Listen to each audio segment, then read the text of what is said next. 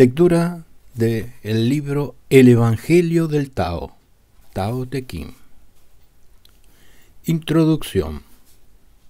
El Tao Te Ching es el libro sagrado del taoísmo, el que contiene las divinas enseñanzas de Lietzu.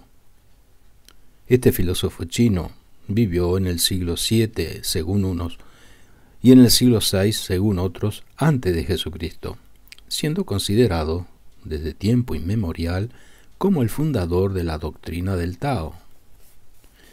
Si bien algunos autores le consideran como un mero expositor de la misma, también es conocido con el nombre de Lao Tzu. Pero, ¿qué es eso de la doctrina del Tao? Se preguntará el lector y el oyente.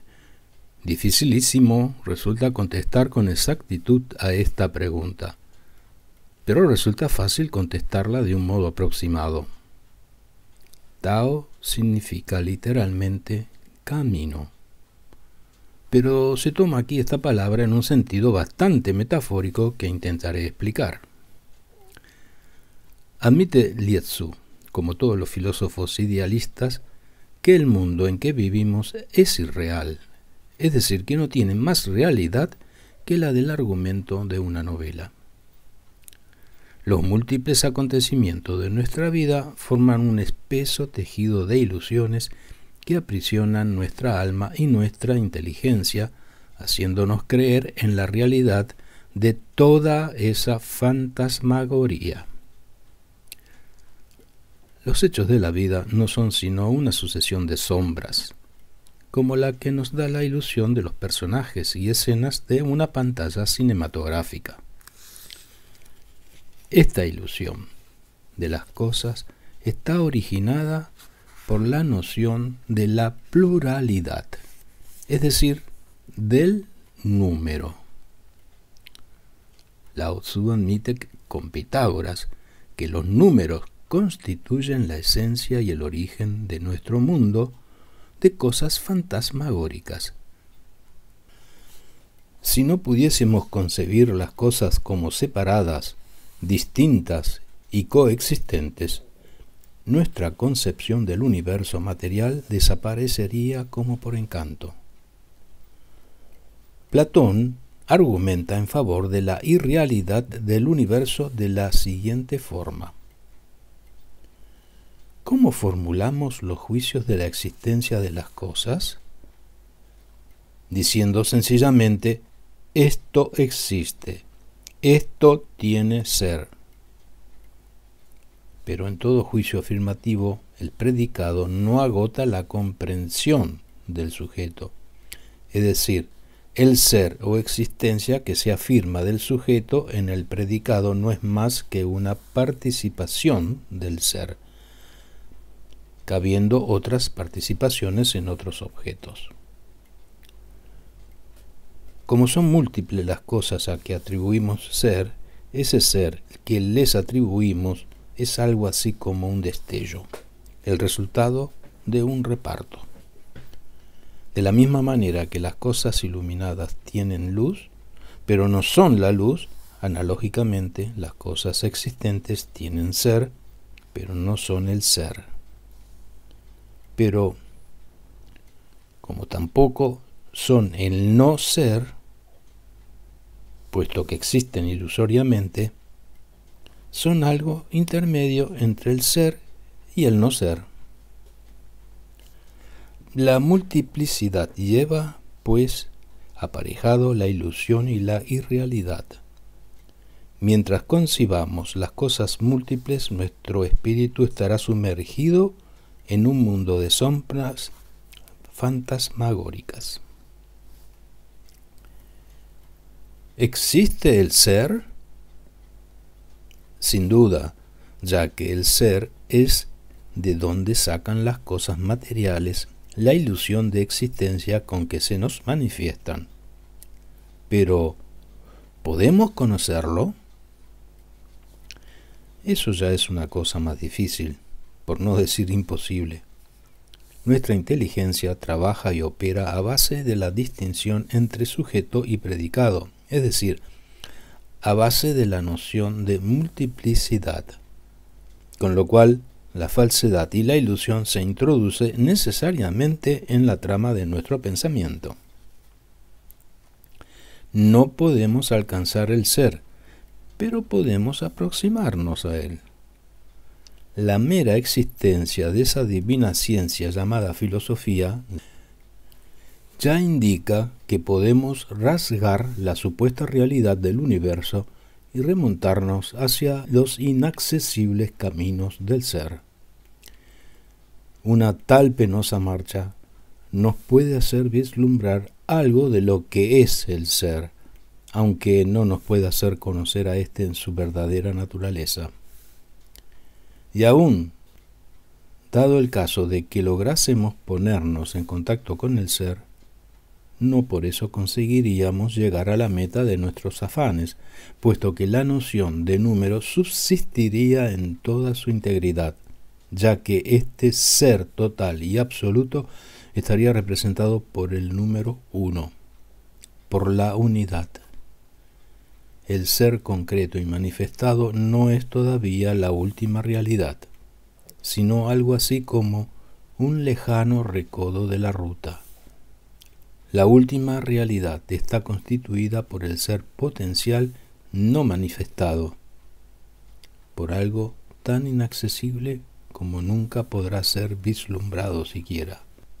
Tal es la ciencia de la ruta sin fin, la ciencia del gran camino, la ciencia del gran Tao. La autenticidad del Tao Te Ching es bastante discutida. Probablemente no fue escrito este libro por Lietzu, sino por sus discípulos. Hay una porción de predicaciones que se citan como pronunciadas por él, indicando claramente que no es él quien las escribe. Hay también una porción de narraciones de un pronunciado sabor confucionista. Probablemente el Tao Te Ching es como la mayor parte de los libros sagrados y heroicos, producto de una mezcolanza. No obstante, esas sospechas referentes a la autenticidad del Tao Te Ching no quitan mérito a este libro, sino que más bien lo realzan, porque le dan un valor más representativo de lo que era la conciencia religiosa, moral, política de China en el siglo VII antes de Jesucristo. Hay en el Tao Te Ching una porción de finísimas observaciones que desde el punto de vista psicológico constituyen verdaderas maravillas. Aquella del capítulo 2, en el que se cuenta cómo aquel ladrón que robaba en pleno mercado, al ser preguntado cómo se atrevía a robar en medio de tanta gente, contestó: «Es que cuando yo robaba no veía a nadie, veía el oro y nada más que el oro». Merece también citarse aquella otra del mismo capítulo en la que un hombre que había perdido su hacha sospechaba que se la había robado el hijo de su vecino, y observando los gestos de ese muchacho se afirmaba cada vez más en su idea, ya que en cada gesto del muchacho notaba un nuevo signo delator de la culpabilidad de éste, hasta que por fin, habiendo encontrado el hacha, encontró ya perfectamente inocentes y naturales los mismos gestos del muchacho que le habían parecido antes tan sospechosos. Y en otra anécdota del mismo capítulo hace una aguda observación de muchos siglos después de que hizo Voltaire, y es que celebrando el Tien en un banquete, se le ocurrió dar las gracias al Todopoderoso por haber creado el mundo con sus animales y plantas y en provecho del hombre. Y un muchacho que allí estaba le replicó entonces: «Te equivocas, señor. Todas las criaturas vivientes tienen la misma categoría que nosotros, y solo su tamaño, fuerza o astucia hace que unas se impongan a otras. Ninguna nace para servir a los demás. El hombre caza a las que cree que le sirven de alimento, pero ¿cómo vamos a saber si Dios las creó para esto? Los mosquitos chupan sangre del hombre, y los lobos y tigres devoran su carne. Pero no pensaremos que Dios creó al hombre para ser pastos de esos animales. En cuestiones políticas se exponen ideas de la más pura y elevada democracia. El Estado no puede compararse a un rebaño cuyos pastores sean los príncipes, sino a una maquinaria en que unas ruedas hacen juego con otras. En los gobernados residen los conocimientos técnicos y en los gobernantes el poder. La armonía social resulta de la perfecta fusión de ambos elementos, pero teniendo siempre en cuenta que el papel de los gobernantes estriba esencialmente en servir a los gobernados. Finalmente, en lo que afecta a cuestiones científicas, tiene el Tao Te Ching un valor inapreciable, puesto que nos hace vislumbrar en la sociedad china de aquella época una porción de adelantos que nos asombran. En la primera narración del capítulo 7 se cuenta cómo un artífice construyó un autómata que se confundía con un hombre de carne y hueso, y como eso quitó prestigio a dos sabios que habían construido, el uno una escala para llegar al cielo y el otro un gavilán.